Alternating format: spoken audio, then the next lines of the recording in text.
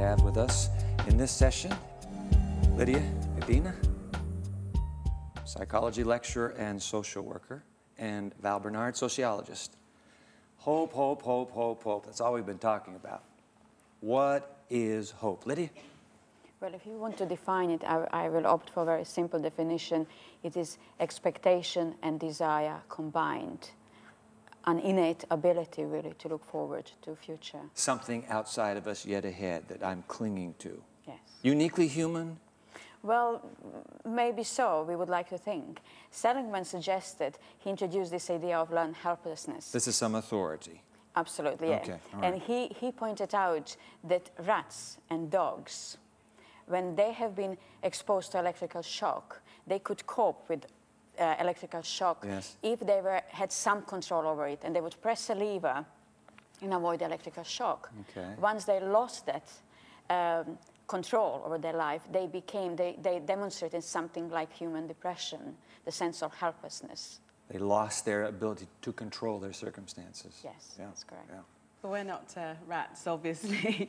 But Val, how do sociologists explain hope? What do they say about hope? It's a new area, and what they're discovering is that there's a negative link between the material society. So materialistic societies tend to have less hope, and societies where there is more dependence on nature, where it's more volatile, there's greater hope. Isn't that something? Yeah, it's quite interesting.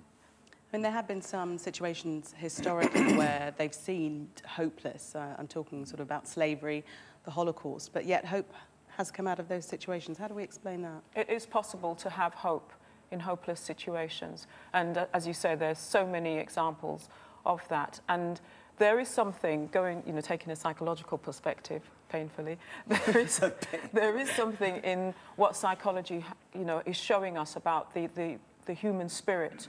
Definitely, and there are so many cases of people maintaining their dreams because they have the ability to dream, because we have an imagination and we can dream and we can see things that are not part of our reality and make those dreams, make those visions part of our reality. Then that enables us to feed our hope and to come through very difficult circumstances. But how about kids? We're talking about children.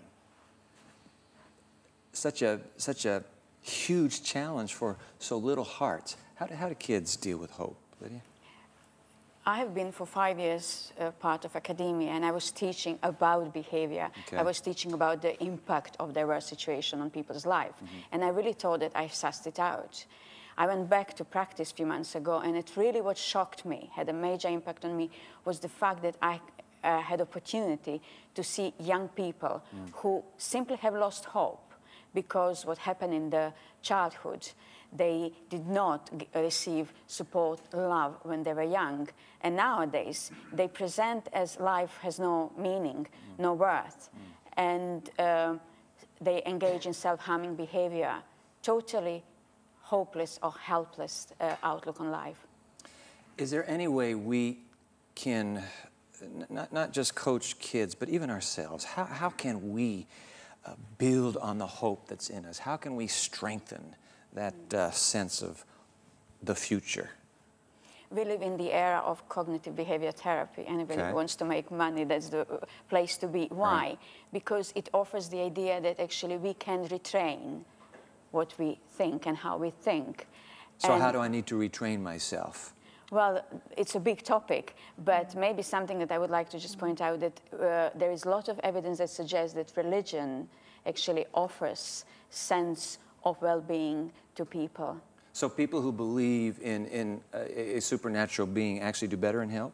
Empirical evidence to suggest so? Sufficient evidence, especially in relation to general well-being, sense of worth. And that's coupled with the role of the media. I think that the media has a lot of power in society, and they're actually responsible, some people would argue, for constructing communities of despair through what people are watching and how that influences. So you're suggesting maybe not be so immersed in the media. Taking more control of our environment, definitely. Val, Lydia, thank you very much for pointing us in the direction of hope we needed. Ladies and gentlemen, Val and Lydia.